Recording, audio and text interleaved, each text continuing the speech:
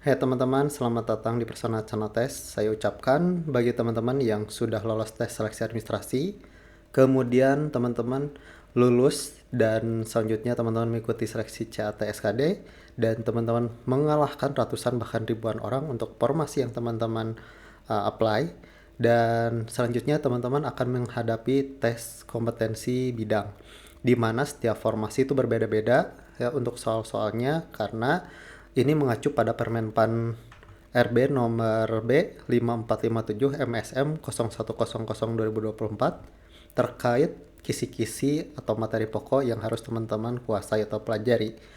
Nah, mungkin di antara teman-teman masih bingung nih, apa sih yang harus kita pelajari, dan bentuk soalnya itu seperti apa, dan gambaran soalnya seperti apa, untuk teman-teman mempersiapkan strategi lulus SKB.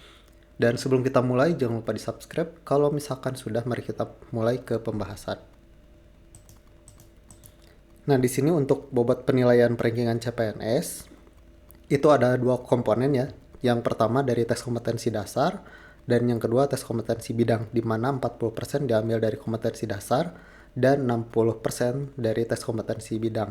Di mana teman-teman yang nilai tes kompetensi dasarnya itu paling tinggi, belum tentu teman-teman untuk secara keseluruhan dapat peringkat pertama lagi. Karena apa? Karena jika teman-teman di tes kompetensi bidangnya itu kurang bagus, maka otomatis teman-teman bisa tergeser di rankingan keseluruhan. Maka dari itu, teman-teman yang tes kompetensi dasarnya tinggi, silahkan pelajari dengan sungguh-sungguh tes kompetensi bidang. Karena apa? Karena untuk mendongkrak nilai ya. Dan untuk yang tes kompetensi dasarnya rendah, teman-teman jangan berkecil hati, teman-teman maksimalkan di tes kompetensi bidang. Karena apa? Peringkat pertama saja belum tentu lulus jika teman-teman tes kompetensi bidangnya itu paling tinggi ya, bisa mendapat nilai maksimal. Ini kemungkinan teman-teman yang berada di ranking yang terbawah itu bisa lulus ya, punya kesempatan lulus asal apa? Tes kompetensi bidangnya itu maksimal. Nah, untuk pengumuman daftar peserta, waktu dan tempat SKB CPNS dengan CAT itu diumumkan pada tanggal 4 sampai 8 Desember 2024, dan untuk pelaksanaan SKB-nya sendiri itu tanggal 9 sampai 20 Desember. Dan di sini teman-teman masih ada beberapa hari nih untuk teman-teman pelajari terkait SKB dan materi-materinya. Kemudian teman-teman selanjutnya, selain CAT SKB, ada sebelum pelaksanaan SKB CAT dengan CAT beberapa instansi menerapkan ada tes tambahan yakni SKB non CAT. Nah, beberapa instansi pusat mengadakan tes SKB non CAT, diantaranya ada tes psikotes, ada tes kejiwaan, psikiater atau keswa, ada wawancara tulis, wawancara user non tulis, kemudian ada mecek, micro teaching, kemudian kesamaptaan, dan yang lain-lain. Dan ada juga instansi jika tes psikotes atau tes kejiwaannya tidak bagus atau tidak memenuhi syarat, teman-teman itu akan dinyatakan gugur ya. Jadi tidak akan lulus untuk SKB-nya gitu. Maka dari itu silahkan cek pengumumannya teman-teman untuk tes SKB non CAT ya di instansi di portalnya BKD masing-masing instansi yang teman-teman apply. Dan jika teman-teman ingin tahu ya terkait psikotes dan kejiwaan, itu linknya ada di deskripsi. Semua tes psikotes ada ya teman-teman, silahkan tinggal dipelajari saja jika berminat, dan link pembelajarannya ada di deskripsi ya. Kemudian selanjutnya teman-teman, ini adalah rangkuman materi yang telah disusun untuk formasi penata kelola pengawasan pemilihan umum ahli pertama, di mana ada poin-poin yang harus teman-teman kuasai, diantaranya terkait untuk kemampuan umum sendiri itu ada teori pemilihan umum, sistem-sistem pemilihan umum, peran dan fungsi Bawaslu, KPU, dan DKPP ya, maaf. Kemudian yang keempat, perkembangan kelembagaan pengawasan pemilihan umum. Dan untuk yang khususnya sendiri, materi yang harus teman-teman kuasai yakni terkait pencegahan pelanggaran pemilu dan sengketa pemilu, kemudian penyusunan pedoman penyusun indeks kerawanan pemilu, kemudian pengawasan pemilu, pengawasan partisipatif, kemudian pelaporan dan registrasi dugaan pelanggaran pemilu, kemudian yang keenam persidangan dan pelanggaran pemilu, Yang ketujuh, pemohon sengketa proses pemilu. Yang kedelapan, pelaksanaan penyelesaian sengketa proses pemilu. Dan yang terakhir, tindak lanjut dan pemantauan putusan. Nah, ini untuk kemampuan umumnya saya sudah buatkan ya. Ini sesuai ya. Di sini ada teori pemilihan umum. Di sini ada pengertian pemilu, tujuan pemilu, silakan teman-teman baca. Ada juga prinsip pemilu yang demokratis, sistem pemilu, teori-teori pemilu. Kemudian ada tantangan dalam penyelenggaraan pemilu, silakan teman-teman baca. Dan peran pengawasan pemilu. Nah, untuk materi ini saya sudah bundle dengan soal-soalnya yang teman-teman bisa dapatkan di Tokopedia ya. Linknya ada di deskripsi. Teman-teman di sini sudah semua ya materi. Tapi di sini saya singkat-singkat ya teman-teman. Uh, jadi hanya poin pokoknya. Saya juga sudah sertakan referensinya jika teman-teman ingin full membaca terkait materi-materi ini ya. Jadi saya tujuannya untuk apa? Biar teman-teman paham, karena tidak semua orang punya waktu luang, terutama yang sudah bekerja ya. Jadi ini inti-intinya teman-teman bisa kembangkan ya. Dan jika kurang silahkan baca referensi yang sudah saya cantumkan di materi ini atau di modul ini. Dan selanjutnya dari materi tersebut saya buatkan soalnya juga untuk latihan, dan di video ini adalah simulasi untuk tes CAT teman-teman ya, berdasarkan materi yang sebelumnya saya sudah sampaikan. Nah, contohnya seperti ini teman-teman ya. Nah, di sini teman-teman akan saya berikan waktu untuk mengerjakan tes, dan ini adalah soalnya. Setelah waktu habis nanti akan muncul pembahasan. Contoh di sini saya akan bacakan. Undang-Undang Nomor 7 Tahun 2017 di Indonesia mengatur tentang A. Pemilihan kepala desa, B. Pemerintah daerah, C. Pemilihan umum, D. Sistem hukum nasional, atau E. Pengelolaan keuangan negara. Ya, silahkan dijawab nanti. Setelah habis waktu ini akan muncul pembahasannya seperti ini.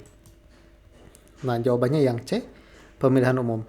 Pembahasan Undang-Undang Nomor 7 Tahun 2017 adalah peraturan yang mengatur tentang penyelenggaraan pemilu umum di Indonesia, termasuk pemilu legislatif, pemilu presiden, dan pemilu kepala daerah.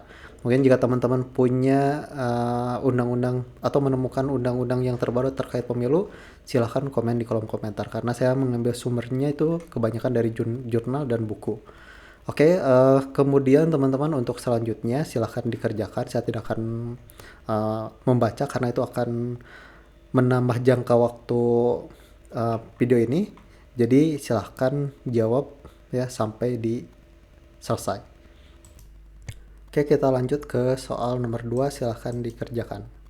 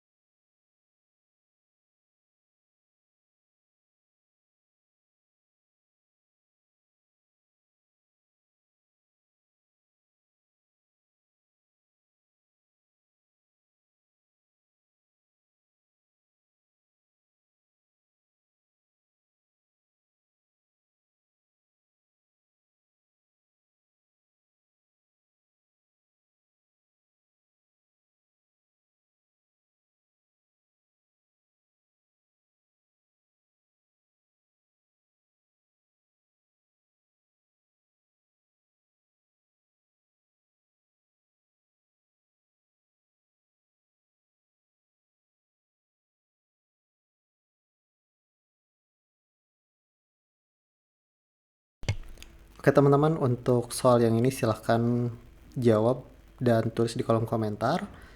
Dan jika teman-teman ingin full soal ini, teman-teman bisa dapatkan di Tokopedia, linknya ada di deskripsi. Dan ini sudah termasuk materi yang di awal tadi sudah lengkap ya, sesuai dengan kisi-kisi. Dan juga untuk soalnya juga sudah lengkap, ada 6 paket soal tryout. Ini semuanya teknis semua ya teman-teman, dan soalnya itu ada 100 soal per paket ini ya.